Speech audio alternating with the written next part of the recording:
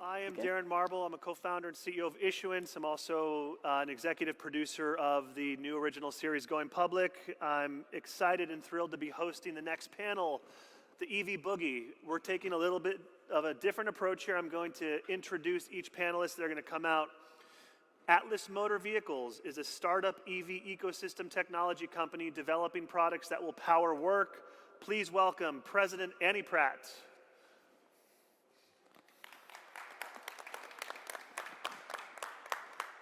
Welcome, Annie. Aptera is the most efficient solar electric vehicle that requires no charging for most daily use, giving you the freedom to do more with less impact on the planet. Let's please welcome CEO of Aptera, Chris Anthony. Welcome, Chris. Come on in. Come on in. Yeah, get in here. Smaller, simpler, and friendlier, Eli Zero is the ultimate two-seater mobility device for agile daily movement. Please welcome Cody Dumont, Managing Director. Welcome, Cody. Dunamis Clean Energy Partners, founded in 2012 as a woman-owned MBE-certified company providing energy management and efficiency services for commercial and industrial customers throughout the U.S. Let's please welcome founder and CEO, Natalie King. And last but not least, they want their electric UTV to be like Ferrari meets Tesla in the dirt. Battle-approved Motors develops electric vehicle technology for work and performance-based off-road vehicles. Please welcome founder and CEO, Chris James. Here's our panel, and I want to dive right into it now for your introductions. We'll just go down the row here. What class of vehicle are you developing? Have you launched an equity crowdfunding campaign, and where are you at in the process? Sure. So Atlas Motor Vehicles is focused on developing heavy-duty work equipment and trucks. So that's where our vision originally started. To get there, we're developing the battery technology to power work vehicles, which has some really interesting requirements. And we started with Reg CF. So we did a Reg CF campaign for $1 million in 2018 through 2019. Then we did another one in late 2019. We did a Reg A+. We did another Reg CF at $5 million after the max was raised. And then we did a final Reg A+ that ultimately we used to go public on NASDAQ this year. And remind me, because you told me backstage, how much did you raise in all those rounds together? So cumulatively, it's about $36 million. $36 million. That's incredible. Thank Congratulations. you. Chris. Aptera makes the world's most efficient transportation. And when you make the most efficient transportation, you can do cool things like add solar power to it. So 40 miles a day of free solar charging range in sunny places like Southern California. We started out with a Reg CF crowdfunding on WeFunder. Did very well, was oversubscribed, ended up doing a Reg D as well to pick up some more of those investors, and then jumped into a Reg A+, which is ongoing now and still active and live at invest.aptera.us. We've raised about $60 million in total from the crowd from over 15,000 investors. It's incredible. That's awesome. Congrats. Very cool. Cody. Yeah, let's see. So Eli Electric Vehicles is an NEV, or neighborhood electric vehicle. I think that's a pretty accurate description of what we do. We move people around their neighborhood efficiently, whether it's a trip for groceries or pick the kids up from school. Previously, we raised via Crowd CF on Start Engine. To date, we've raised a little under $13 million. We have an active Start Engine campaign today, Reg CF. But you know, our story centers around our cash efficiency. I would say that with that $13 million raise, we've been able to bring a vehicle to production. We're actively selling in Europe. And today, the other half of the team is at the biggest auto show on the planet in Milan, Italy today. So we've been able to do a lot with a little. And yeah, excited to be here. Fantastic. Natalie. Well, Dunamis Clean Energy Partners and Dunamis Charge is a little different from my fellow colleagues, where they are creating the electrification and mobility through electric vehicles. We're the company that will actually charge that product and bring power to it. So Dunamis Charge is an electric vehicle charging manufacturing company, and we're the first African-American woman-owned EV charger manufacturer in the world, and we have located in the city of Detroit. And so we are manufacturing level 2 charging stations, AC chargers, and DC fast chargers in the city. We're very, very excited. We're going into production this month. In November, with product rolling off of our lines and hiring directly from our communities in a very holistic model for economic development and green collar job creation. And so we are a newcomer to the crowdfunding market. We are currently launching our capital raise. We've successfully raised over $2 million in capital for pre-seed and seed through self-funding. And we are currently launching through our CF, Reg CF, and then subsequently a Reg D 506C offering. Amazing. Congratulations on going in production. That's super exciting. And Chris? Oh, yeah, so I'm Chris James from Battle Approved Motors. I think we're probably the baby of the bunch, I think, from what everyone said so far. We did a Reg CF raise on Start Engine at the end of 2020. So we were kind of mainly raising through 2021. We've raised 1.3 million. And we're in a space that I'm very passionate about, which is off-road. So off-road vehicles, UTVs, quads, even mountain bikes. So we've got a lot to announce in the new year. That's where we are right now. Fantastic. So let's dive into it. I want to just really talk about equity crowdfunding because that's the theme of this event. What was it about equity crowdfunding that drove you and your company to launch that type of campaign versus, let's say, family office or VC? And maybe, Chris, we can start with you. So, yeah, our story is quite simple, actually. We were in the pandemic, and before we started Battle Approved, we were we're a media company, and we were filming kids racing off-road. So we've been filming the off-road industry for over 5 years extensively. Families that race professionally, kids that race professionally, they spend about $500,000 a year just racing. So we've been filming that, and we felt that there was a space for us to start a new vehicle and actually apply the electric side of it. So we kind of say like Ferrari meets Tesla in the dirt. And our story, so I would go to friends and family, they were all interested in investing, that's fine. But when we went to individuals and talked about our concept, they said like, okay, well, if you show it to us, we'll invest in it. And then I kind of said like, well, we need money to do what we need to do. So I kind of said, well, if we would start a rocket ship company, we need like $5 billion, we'll build it, and then you can invest in it. And as a kind of joke. So I felt like going to the crowd was a very good kind of idea because launching, you really don't know how you're going to do, even if you're really, really prepared. So we launched and we did really well. Last year we raised $1 million, so we're kind of on our way. And actually hanging out with these guys and learning the process of crowdfunding, there's a lot to learn. Whether you're doing well or bad, it's very stressful every day. But we started on Start Engine, and I feel that we're one of their successful companies last year. This year's been a little bit bumpy for us, but we're looking forward to see where we're going in the new year. Well, Chris, I think what you bring up is applicable to all of us here, which is what we're doing is really capital intensive. Yeah. And to get to a proof of concept, you have to have some capital, right? It's not a software company where we can all go build a prototype for a couple grand. And so raising money that way from family offices and venture capital isn't what they're used to investing in. They're used to investing early and then getting a product or a result very quickly. And so what's cool about crowdfunding is we can bring people along on our story and the ultimate vision, and the general public isn't afraid to invest in a big idea if it's a good one. Right. And so I think that's what's been really cool for Atlas, and I would imagine for some of you guys is you bring people along this journey and you can raise money early in a way that really there's no other easy way to find, not that it's easy, it's very hard, but there's no good, fast, like proven model of how to raise money for an OEM.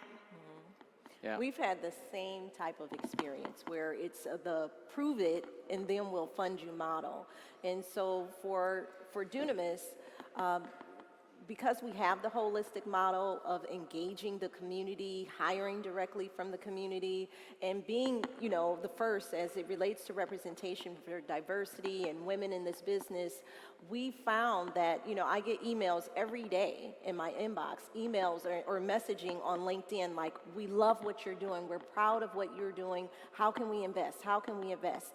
And this is just coming from the average individual person, and so the crowdfunding leverages the playing field for us to be able to go to that common person, as Anna said, that will buy into your story and believe in it versus a PE or VC or traditional institutional capital that will help us get off to the races in a much faster, more efficient way.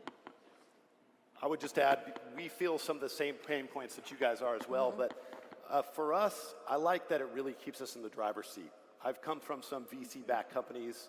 Actually, all the companies I previously worked for were VC-backed. And I'm skeptical about how compatible hardware and venture capital investment really is, right? Yeah. And so I like that equity crowdfunding keeps us in the driver's seat, keeps us in control, so we're making healthy, long-term decisions for this business. I also really love the idea of building a community around the Eli Zero and trying to connect these community members, right? And the equity crowdfunding is such an amazing way for them to get involved from the ground up, not just as an owner, but as an investor in the company. So for us, those are two really important factors that we really liked about the crowdfunding platforms. And Chris, what about you? Because you're a successful serial entrepreneur. This isn't your first rodeo, so to speak. You've raised traditional capital. You're familiar with the Wall Street institutional landscape. Why did you decide to do equity crowdfunding, with Aptera? Yeah, trogging up and down Sand Hill Road sucks. The VC community, when they see interesting, we have one of our Aptera vehicles here. It is terribly unique. We think it's a very compelling story, but all VCs and institutional investors see is risk. People get inspired by our vision of efficiency, solar mobility, but institutions, they see, you guys are the first ones to do this. There's nobody else out there doing this. How do we compare you to anybody else? How do we value you? What do we do? But the crowd, they see, this is going to change the world. You guys are making devices that are going to make our lives better. And they're willing to support that with their dollars. And I think crowdfunding is just an amazing mechanism to invest in like an early Tesla or an early Google where you couldn't a decade ago. Crowdfunding didn't exist. So you either had to be rich or you had to be, involved in a fund to be able to have any access to those high growth stories. But now anybody with, for us, $1,000 in their pocket can invest in Aptera and our vision for the future. And everybody here, I think it's just, it's an amazing tool to let people really vote with their dollars on the future they want to see. Let's dive into that because you said an important word here, which is vision. So how does vision and how does mission and values, how do those translate into building a community of investors? And tell us about the storytelling strategy. What were the narratives or the stories that you are telling or have told to really create that community of investors, coming into the equity crowdfunding campaign? I think for Atlas, we've always been so focused on work. And so for us, that means people who grow and build and dig and maintain. And these are hardworking, gritty people, which is part of our company's DNA also. And I think the alignment between the people we're building for and then the team we've built internally and the way we've raised money and the way we go about growing the business really has aligned, which has been cool. And from the very beginning, we, had our first Reg CF, and it's just believers, right? After that, there's an accountability that we were held to, which is, okay, these people have invested. You have to show them what you're doing with their money now. And so transparency and showing sort of the backside, ugly side of the business has been something we've been doing from the very beginning. And I think what we realized is that story is really powerful. and showing people, hey, you put in $100 in the very, very beginning, and now look what we're doing with it. People love that story, and then they keep investing. So we have quite a few repeat investors, which is very cool. Chris, what about you? I mean, you guys are master storytellers, and we did a webinar a few months ago with Sarah Hardwick, and the genius marketing that you're doing, it's really successful. Why is that? What is it about the storytelling that Aptera is doing that's separating you? You know, our marketing team is just amazing. I am humbled by how people really identify with their story, but it's really that we're just a fire hose of information that anything we do, we want to share, from the smallest part that we build to a new strategic relationship. And I think that really kind of endears people to your story. Whatever you're doing, you know, share it openly and honestly. And if people are investing their hard-earned cash and thinking about buying your possibly very expensive product, you know, they want to know that you're doing, you know, the right and fair thing, you know, with the transaction, the right thing with their money, you know, following on with accomplishing things with the dollars that they invest. And it really all comes from just being open and honest. So we try to share as much as we can, you know. And I think it's really a communication strategy, not a marketing strategy. And I think that is how the world is changing. People don't want to be fed a tailored message. People want to identify with your story and think about how that could fit in their lives. And if they think it fits well, then they support you. And if it doesn't fit well, it doesn't. But the days of, you know, buying one-page advertisements in the New York Post or whatever magazine you want and thinking that's going to make your brand, those days are gone. I think, you know, you have to have a brand that people identify with. And if they identify with it, then they will invest and they will support you and they will order your product and they will buy your product and join you on your vision to make the world a better place. I love it. A communication strategy versus a marketing strategy. Any other thoughts, Natalie? Yeah, I mean, so one of our taglines for Dunamis is EV is for everyone. And really is the core tenet of how we designed the product, how we engineered it, how we're taking it to market. And so although we haven't done a raise yet through a Reg A or Reg CF platform as of yet, we do understand in communications with our customer base and communications with those that are interested in becoming an investor for Dunamis, that resonates because it is the fabric of America, a fabric of the customers that we are servicing, that inclusion be a key central part of this new EV boom. It's something that's very different. It's considered the next industrial revolution, and we want to make sure that everyone has the opportunity to participate in it and benefit from it. And so, you know, as Chris was saying, it's very important for your consumer base to be able to identify. And they can not only identify with the story, but feel like, okay, this is for me too. I'm gonna be able to benefit from this. My family will be able to benefit from this. My community will be able to benefit for this. So they buy into and believe in the story, and not only the story, but the vision, the value of what you are bringing to their lives and to, you know, the market as a whole. And so for us, we believe that the buy-in will be the inclusion component of it. It's not just for the high net worth person that's going to buy the, you know, $100,000 you know, Tesla. It's for the common person to be able to, you know, benefit their communities, benefit their lives, save them a few dollars so that they can make ends meet for their family. And in the meantime, create an industry where hopefully we'll be hiring directly from those that are our neighbors, our workers, our friends, to build up the industry as a whole. It's $1 trillion wealth transfer that's taking place over the next 10 years. So I think that is the story that we want to promulgate, that this can benefit everyone as a whole. So you mentioned a key word, which is community, and this has been a theme in companies that have successfully raised millions or tens of millions of dollars in some cases. These are companies that have a community of customers, fans, followers, and in some of your cases, reservation holders. So I'm curious, who here has run a reservation campaign for a vehicle, and how has that community of reservation holders translated to success in your equity crowdfunding campaign? I'm curious to hear this. Yeah, so it's a good question. So we had a reservation program, and these people have been a great voice for us. They've really helped spread the word. But we've The reservation program, our current customers in Europe were not part of that. We went through a distributor, so I don't have a lot of takeaways there. Taking a step back, though, I would say on the storytelling piece of it, I agree with everybody here, like transparency is key. I want to touch on that, and so I think that you're an open book when you're raising through Reg CF. Everything's out there for folks to see.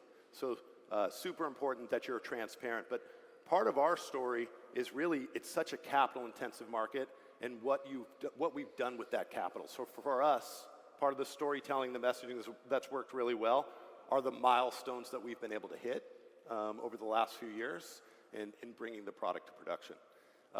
The reservation piece, I don't have a lot of good insights because most of our vehicles that were sold in Europe did not go through that reservation process, unfortunately. I think in 2020 when the SPAC sort of boom happened, reservations was this like hot topic, and we saw other EV companies that are bigger than a lot of us with these massive reservation numbers in their SPAC decks. And unfortunately, we've also watched a lot of those companies really struggle after de-SPACing and going public. And I think throughout that sort of transition, the value put in reservations became questioned, which was really unfortunate because we had a reservation list that we were super proud of. And unfortunately, after watching these big companies de-SPAC and their reservations weren't super valid, we had to be like, forget reservations. What we're proud of is the number of people who've invested in our vision. And that's crowdfunding. We have, 30,000 people who have put money in to see us execute what we say we're going to. That's more powerful than someone putting $100 down for a truck reservation. Do you think the reservation side of things, when you were taking reservations, did that help with your marketing?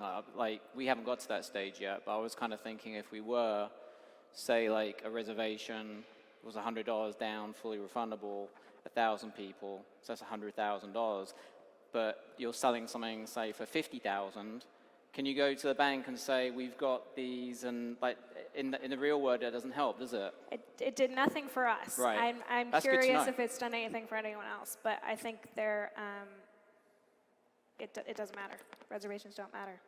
I think for Aptera, it's really been a fundraising tool in that if you invest $1,000 in Aptera, you get a free reservation. So you basically save $100.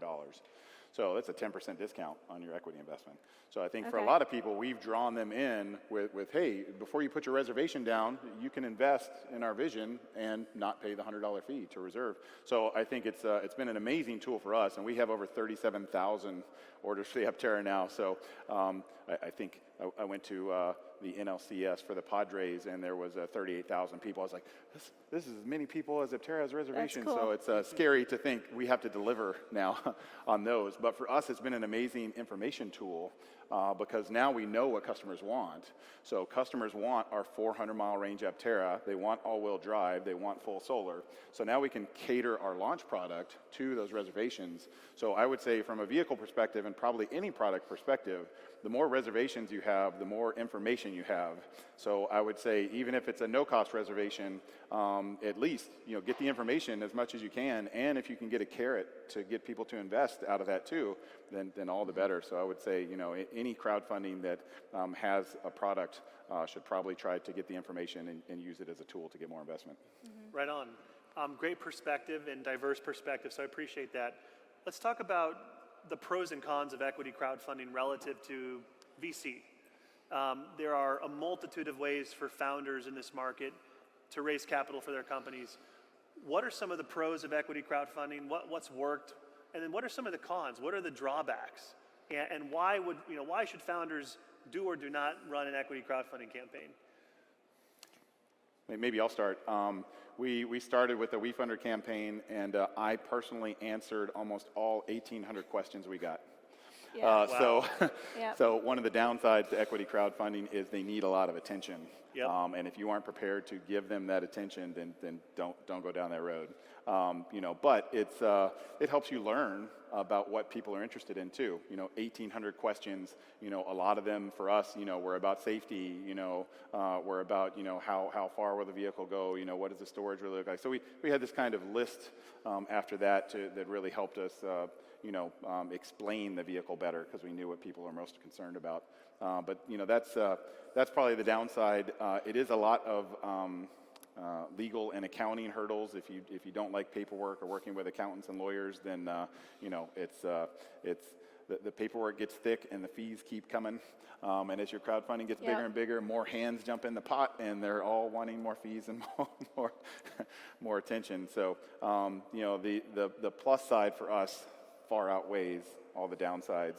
To have built such a great community of 15,000 people with skin, in the game that has been leveraged, against our 37,000 orders is just amazing. I couldn't imagine any other way for Aptera to do it. But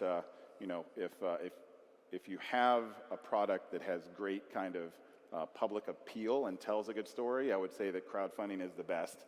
I have talked to a lot of people that do more like B2B type companies, or it's more like root science, material science stuff, and it's much harder because the public can't really buy into the story and jump into the vision of the company as easily.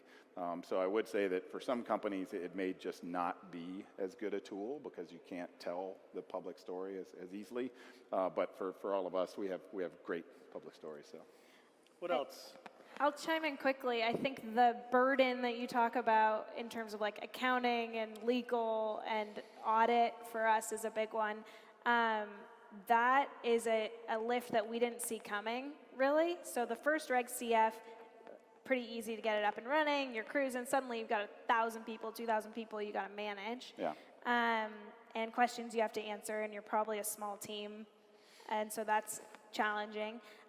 But what we found is the audit and legal compliance, all of that stuff, we were sort of forced to learn it prematurely and earlier than we would if we were raising capital through VC or some other way.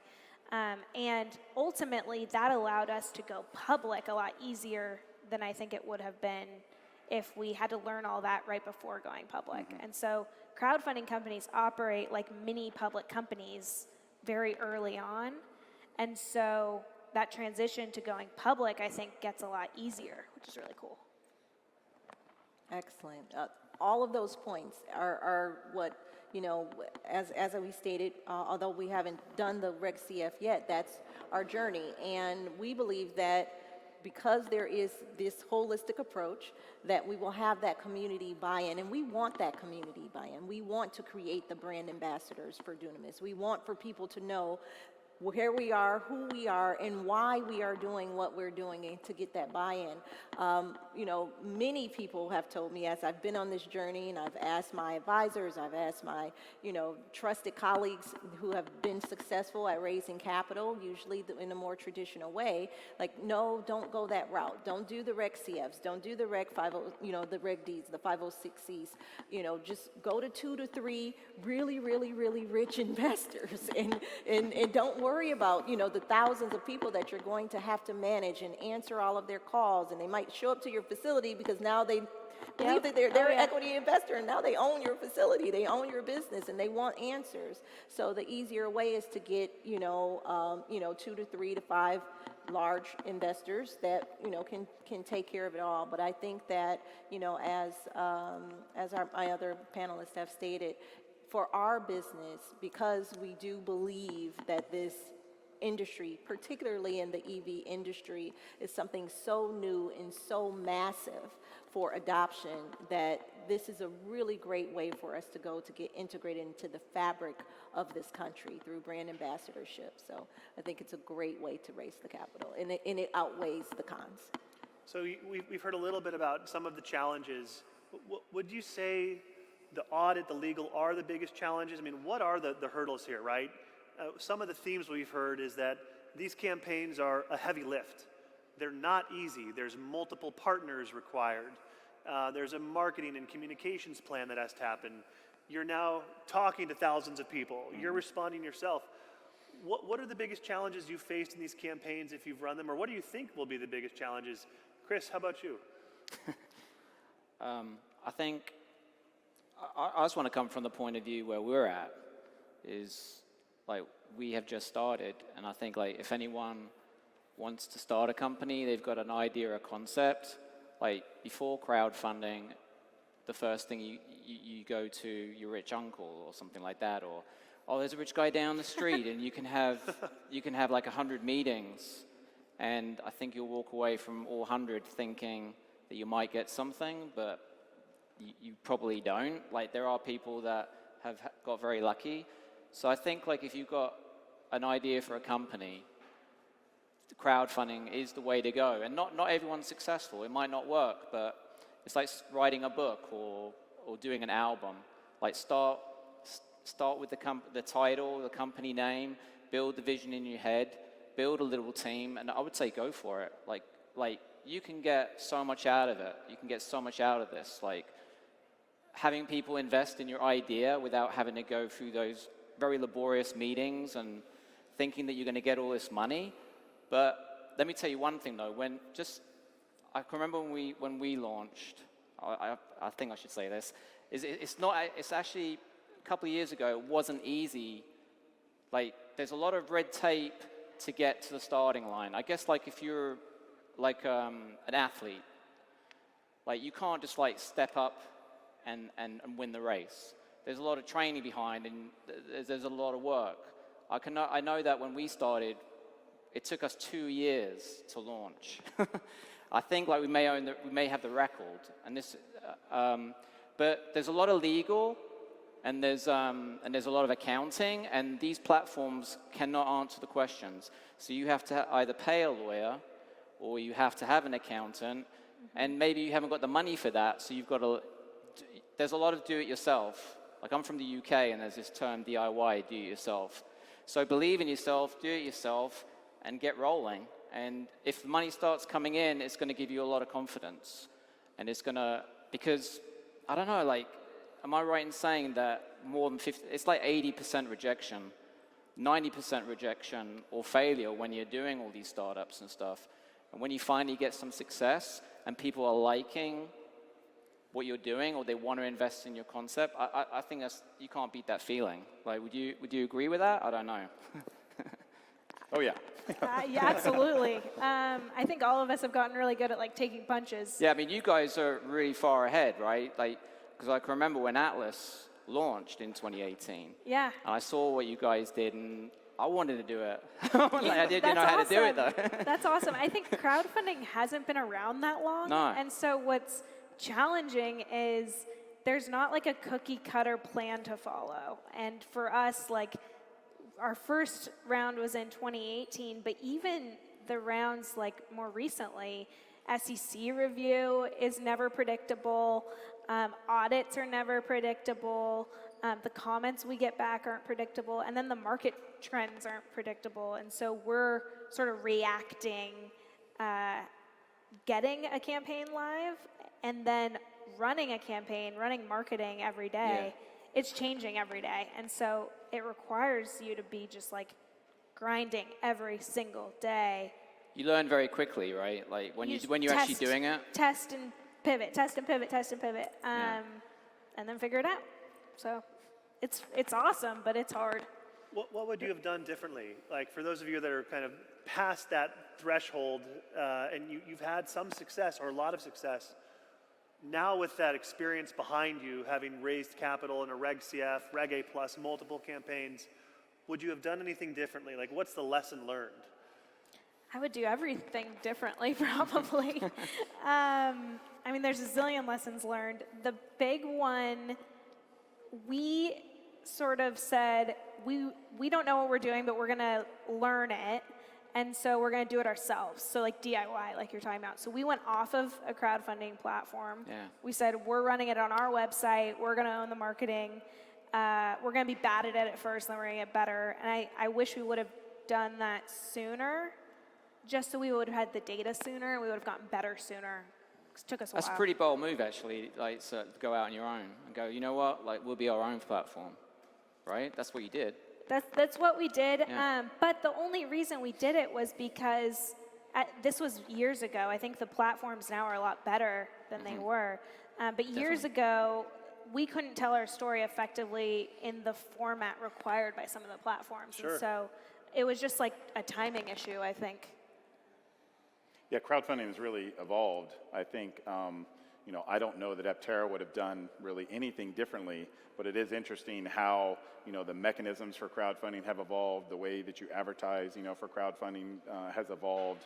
And I think that, when new campaigns come into the market, the industry is just much more mature now than it was 2 years ago when we started this effort. So Yeah, it's a lot easier to onboard on the platforms now. yeah. That you get a lot of help. And the Reg CF max of 5 million, I think, is a game changer. Yeah. I wish that would have been available earlier, and I hope that max just keeps raising. And Andy, I do want to ask you, because you are in a unique position amongst the panelists here. You have now taken the company public. Tell us about that process. In some ways, that's the dream, right? Is to get into a company, a promising business early through a Reg CF and Reg A+, and then have liquidity. And you've gone through the pain and suffering of multiple campaigns, and now, was it a direct listing or an IPO? It didn't really exist. It's a little bit of the Wild West, because there's a handful of companies that have used a Reg A+ to go public. It's not quite a direct listing. It's not an initial public offering, because we had previous public offerings, which were the Reg A+. And so we called it like an IPO light. There's a few companies that have done it. Everyone's done it a little different. But what's really cool and has been so exciting is to see the people who invested at 29 cents.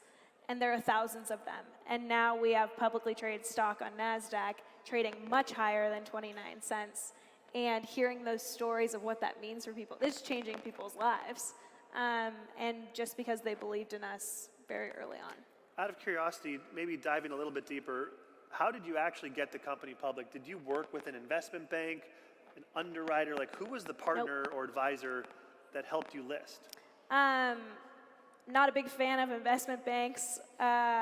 We worked with a great legal team, and we worked closely with NASDAQ. And we said, this is what we want to do. Reg A+, your offering statement's essentially an S1 for an IPO. So, we've all gone through the process of what do the risks look like? What are the disclosures? If we have a really good legal team, your Reg A+ offering statement is the same as an S1. So working with NASDAQ and the SEC to say, okay, we're going to basically flip this Reg A+ offering public onto NASDAQ. It took a lot of conference calls and good partners at both of those places, but you don't need an underwriter. And you definitely don't need an investment bank, because we already know how to raise money through crowdfunding, and you don't need a bank to do that. You need Facebook to do that, and a good email list. So She took a company public without an underwriter and investment bank. That's pretty impressive. thank you. Don't tell the underwriters or investment banks, but it sounds like you are pioneering capital markets, which is amazing. Let's see here. We could talk about EV, but I think I want to talk more about the campaigns themselves. The marketing of an equity crowdfunding campaign and the communication strategy, as you called it, Chris, is always a challenge. And we've seen historically that companies that invest heavily into paid media campaigns, lead generation campaigns, have more success than those who don't, who won't invest, don't have the capital. What's been your experience from a marketing standpoint? How have you run your marketing strategy? And maybe for people who are thinking about launching a campaign, what's worked, what didn't work? Yeah, for Aptera, it really was a communication strategy, but the problem nowadays is the best communication strategy doesn't get seen on a lot of social media platforms unless you pay for it. So your communication strategy turns into a marketing strategy just to get people to see what you're doing. We have 450,000 Facebook followers, different social media platforms, and I think it sucks that when we put something out, you only get 12,000 views. You're like, what do you mean? We'll get 500,000 people that should be seeing this. So you have to pay to get people to see that. And I think that's probably true of all of our campaigns. We do something cool, or we think we've done something really really innovative, or something that people should find compelling, and we put it out there, and it's like crickets. Okay, we have to spend money to actually get people to people to notice this. And our marketing has kind of evolved over time to just really be supportive of every key piece of information that we send out.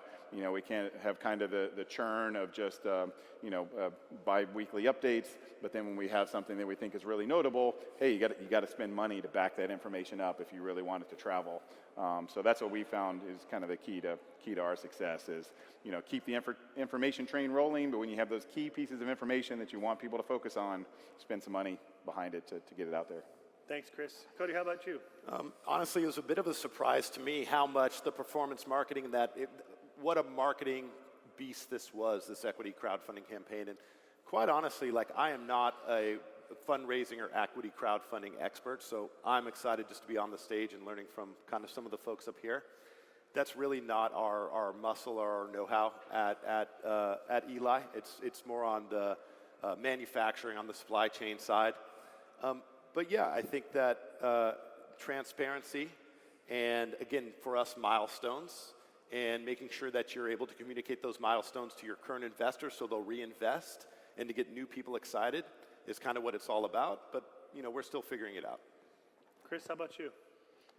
For us, I think, you hear that term viral moment, you don't think it's going to happen to you. That kind of happened to us near the end. We were at $800,000 on our first campaign, and the platform was saying, you need to spend all this money, all the followers that you've got, to try and express some kind of FOMO. The first time I heard it, fear of missing out. I felt I hadn't heard that term, so what we decided to do is we just wrote an article and said we're 80% funded, and someone came up with a title don't miss out or something, and actually Yahoo Financial picked it up, and we had $400,000 come in 72 hours.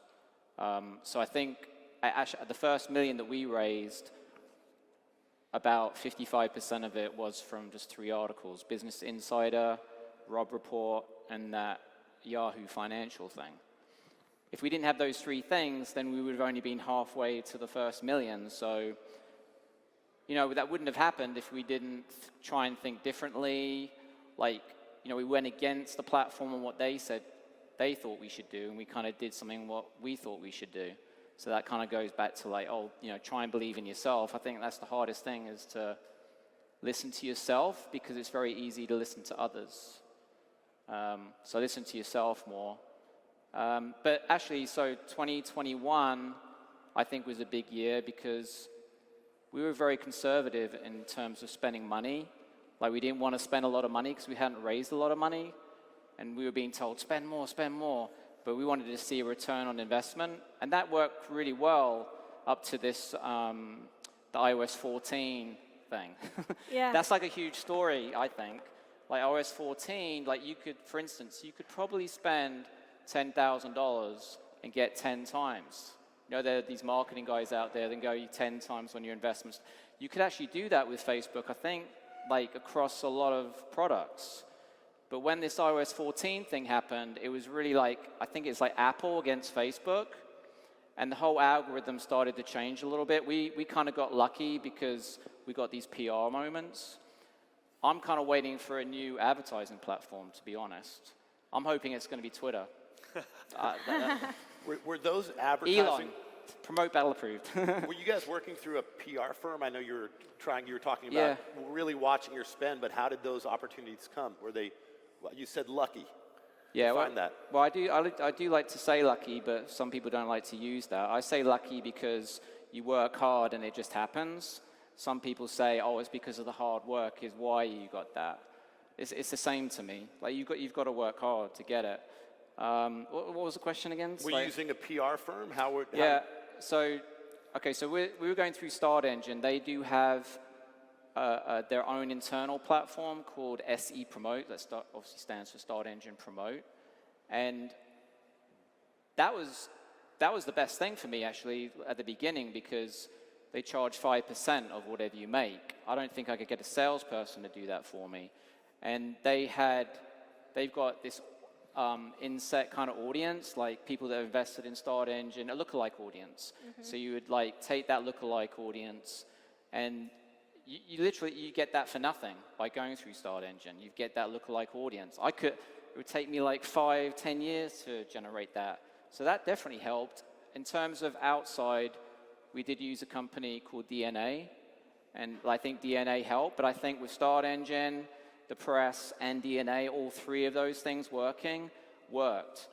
But this year hasn't been as good. It's been bumpy. Like, we're in off-road, so we're used to bumpy situations.